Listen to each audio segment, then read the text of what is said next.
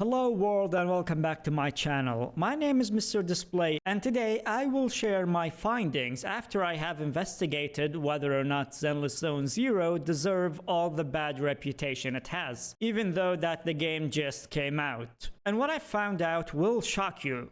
Or maybe not. But anyways, it seems to me that Zenless Zone Zero is a big hit. Or at least according to the numbers so far. And no, I'm not being paid by miHoYo or anyone else for that matter. Though I wouldn't say no to anyone who wants to sponsor me. And just to put things into perspective, I'm going to keep comparing Zenless Zone Zero to Weather and Waves and Genshin Impact a lot. Comparing these games to each other will never stop, since all of them target very similar markets.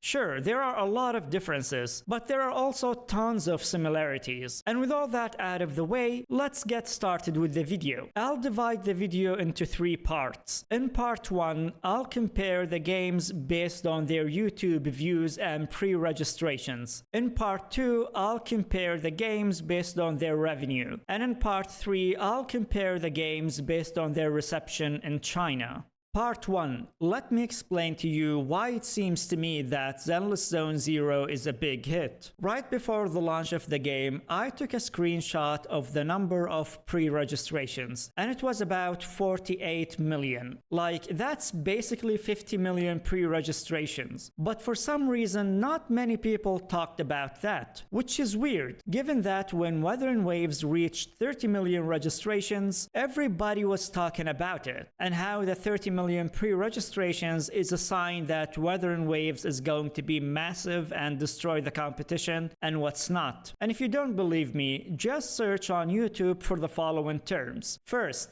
search Weather and Waves 30 million, and then search for Zenless Zone Zero 50 million. There's a clear difference when it comes to the coverage each game received once they reached these big milestones. I actually remember on the day I went to the Zenless Zone website to check the number of pre-registrations, I expected that Zenless Zone Zero was going to have about 15 million pre-registrations, give or take a million or two. I was shocked when I realized that Zenless Zone Zero actually was about to hit the 50 million pre-registration mark. And I was even more shocked that no one talked about this great achievement. Sure, I do concede that most of the registrations come from China, but nonetheless, this achievement should have been recognized by everyone. Part 2. Now, I'll stop comparing the view count and start talking about the revenue generated by these games. Given that Zenless Zone Zero has been out for 5 days so far,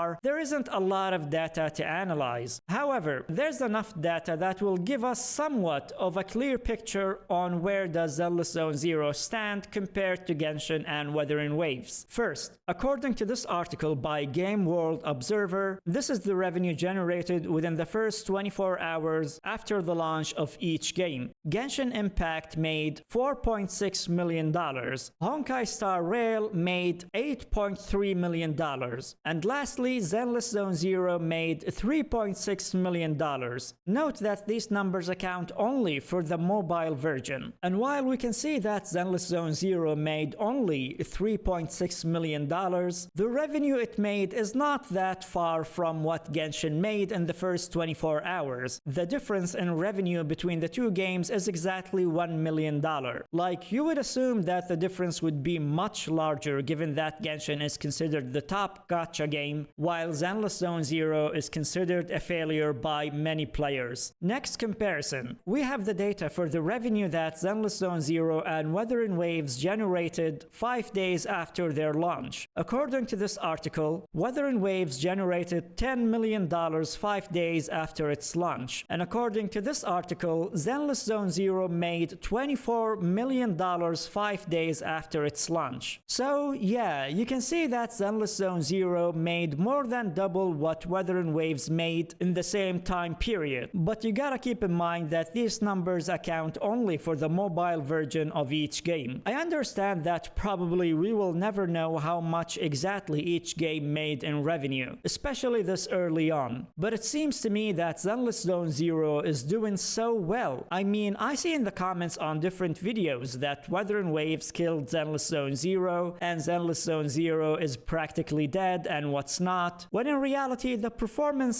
of Zenless Zone Zero is not bleak as some people would like you to believe. And lastly, let's take a look at the Chinese reception of Zenless Zone Zero and Weathering Waves. I personally was very interested in seeing the reception, and it seems to me that Zenless Zone Zero is received very well. According to BillyGame.com, which is the biggest gaming website in China, currently Zenless Zone Zero is ranked in the first place when it comes to popularity, and it has 95,000 reviews and a rating of 7.6 stars. And in second place we have Genshin Impact with more than 500,000 reviews and a rating of 6.6 stars. And in the fourth place we have Weathering Waves with 120 reviews and a rating of 6.2 stars. And in fifth place we have Honkai Star Rail with 115 reviews and a rating of 8.5 stars. Keep in mind that the ranking changes all the time, especially when there's a new patch release. So as you can see from the ratings, Zenless Zone Zero is perceived in China better than Genshin Impact and Weathering Waves, which was a surprise to me, because again, with the way people talk about Zenless Zone Zero, I thought Zenless Zone Zero wouldn't even make it to the top 10. So after watching this video, what do you think? Did these findings change your view on the game? For me personally, it definitely did. I just wanted to make a video comparing the performance of each game. I was surprised when I came to the conclusion that Zenless Zone Zero is kicking ass right now. When it comes to the number of views on YouTube, the ratings, the revenue, Zenless Zone Zero is doing very well for itself. And in the end, keep in mind that everything is subject to change over time. So we'll wait and see how these games evolve or maybe devolve in the future. And thank you for watching this far, and don't forget to hit the like button and subscribe. See you in the next one.